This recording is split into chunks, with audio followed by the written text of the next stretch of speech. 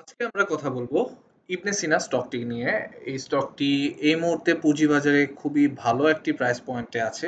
Entry নেওয়ার কথা যদি বলি সেদিক দিয়ে ওভারঅল ফান্ডামেন্টালস এর কথা যদিও ফান্ডামেন্টালিও মোটামুটি ডিসেন্ট একটা শেয়ার। আমি বলবো না ফান্ডামেন্টালি খুব বেশি স্ট্রং বা খুব ফান্ডামেন্টাল একটা স্টক, বাট এই মুহূর্তে যে জায়গায় আছে এবং গত এক বছরে যেরকম আমরা প্রাইস অ্যাকশন দেখেছি, যে জায়গায় সাপোর্ট আছে বা যে জায়গায় রেজিস্ট্যান্স আছে সেটা যদি হিসাব করি এবং আহ, মোটামুটি সামনে ডিভিডেন্ডকে ঘিরে মোটামুটি একটা ভালো পজিশনে আছে ওভারঅল সেফ।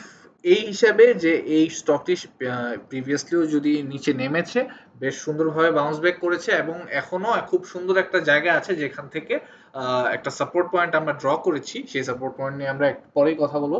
বাট আমরা যদি স্টকটির ওভারঅল একটু দেখে নেই, স্টকটি যদি 52 উইকের হাই দেখি 384 টাকা আছে এবং রিসেন্টলি এখন হচ্ছে 315 টাকায় অবস্থান করছে এবং 52 উইকের লো হচ্ছে 267। তো 267 থেকে 384 এ কিন্তু একটা ভালো গ্যাপ আছে। আমি যদি নর্মালিও হিসাব করি প্রায় 100-120 টাকার উপরে আমরা দেখতে পাচ্ছি একটা স্কোপ আছে এখানে আমাদের কিছু প্রফিট বুকিং করার। আর যদি আমরা পি রেশিওর কথা বলি 15.76, not bad according to the price.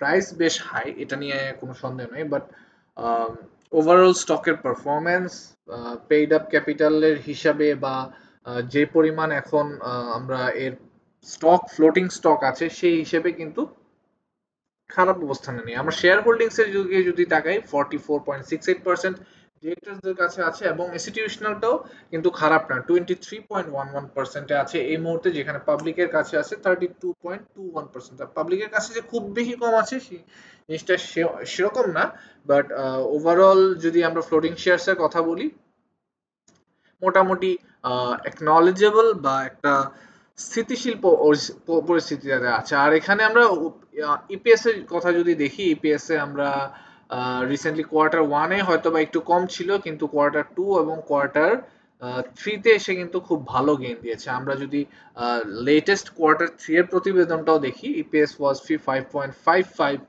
For January and March against 4.31 আগের বছরের, এবং consolidated EPS total quarter three পর্যন্ত এসে 15.02 কম্পেয়ার টু গত বছরের 16 টাকা 32 পয়সা, যেটা আই এম হোপিং হয়তোবা ওভার করে যাবে as we get to the point যেখানে ডিভিডেন্ড ডিক্লেয়ার করবে।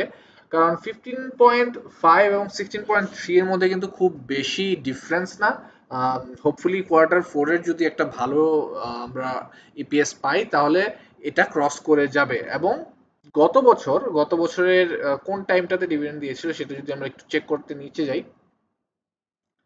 আমরা দেখতে পাচ্ছি যে 63% ক্যাশ ডিভিডেন্ড দিয়েছিল, যেটা এই প্রাইস পয়েন্ট অনুযায়ী আমি বলবো মডারেট, খুব বেশি ভালো ডিভিডেন্ড এরকম না, বাট ডিভিডেন্ড দিয়েছে খুব ভালোই।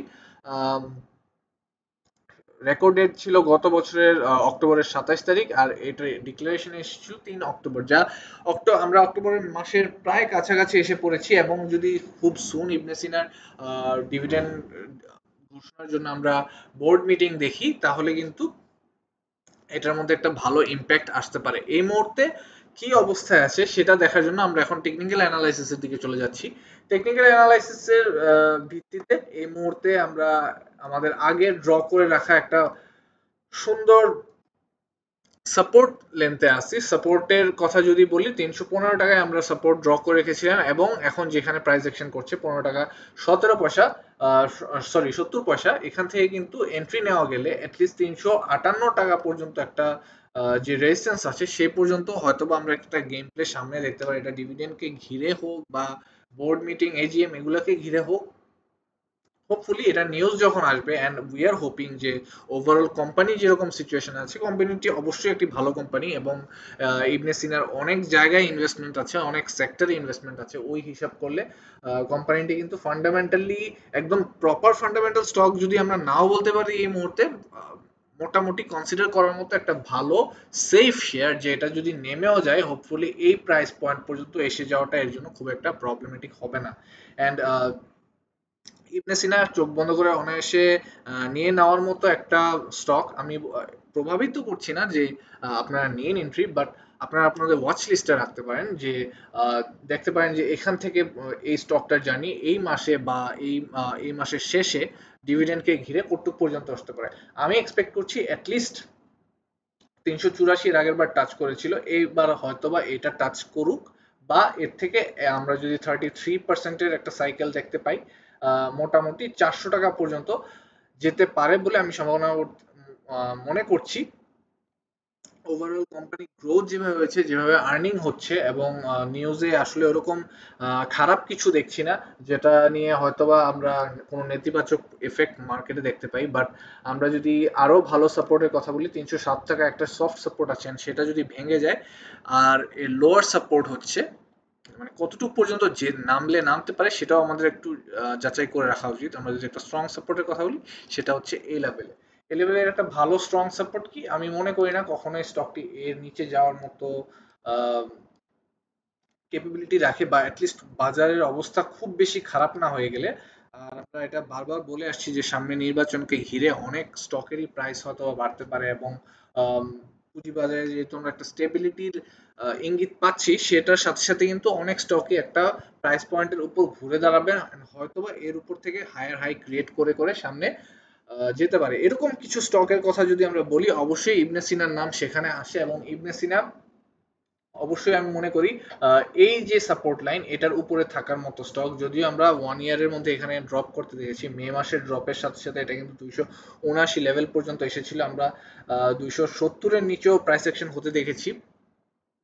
কিন্তু আহ, যেরকম ঘুরে দাঁড়িয়েছিল গত বছর আপনার ইয়ের প্রাইসের উপর, 2024-এ ডিভিডেন্ডের ঘোষণার সাথে সাথে ডিভিডেন্ড আই থিঙ্ক 3 তারিখ ডিভিডেন্ড ঘোষণা করা হয়েছিল। সো ওই টাইমের আপনি প্রাইস সেকশনটা দেখুন, অনেক ভালো একটা প্রাইস সেকশন দিয়ে কিন্তু নিচে ড্রপ দিয়ে এই পর্যন্ত এসেছে। অন্যান্য ওই সেক্টরে ওই টাইমে ইন্ডেক্সে যে পরিমাণ আমরা ফল দেখেছিলাম, এর সাথে সাথে কিন্তু স্টকটিও ফল করেছে, এবং নিচে গিয়ে 296-95 লেভেলে যে একটা রিজেকশন লেভেল ছিল তখন, সেটাতে কিন্তু অনেকদিন স্ট্রাগল করেছে, এবং ফাইনালি ওটার উপর উঠেও আবার ব্রেকডাউন করে যখন মে মাসের বড় পতন আমরা দেখতে পাই। ফাইনালি যখন এই বছর আমরা জুন মাসের শেষের দিকে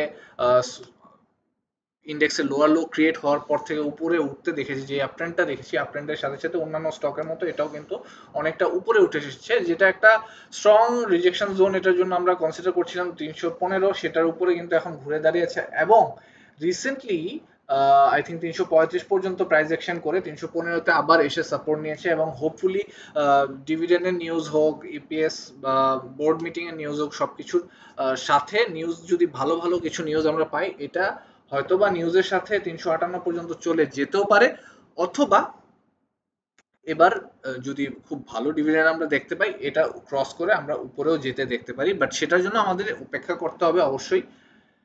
বাট এই সাজেস্ট করতেছি এই স্টকটিকে কেন, কারণ হচ্ছে ফার্মাসিউটিক্যাল সেক্টরে আমরা জানি মোটামুটি একটা স্টেবিলিটি আছে বাংলাদেশি স্টক মার্কেটের। মোটামুটি ফার্মাসিউটিক্যাল সেক্টর সামনাসামনি ছিল যতদিন ধরে আমরা আপট্রেন্ড দেখছি।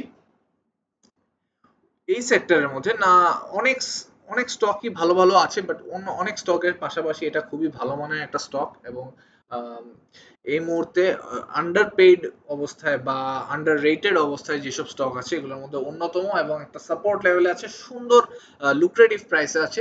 হোপফুলি আমার নিজেরও আছে, এবং হোপফুলি ভালো কিছু নিয়ে আমরা আশা করছি। দেখা যাক যদি ইপিএস এবং ওভারঅল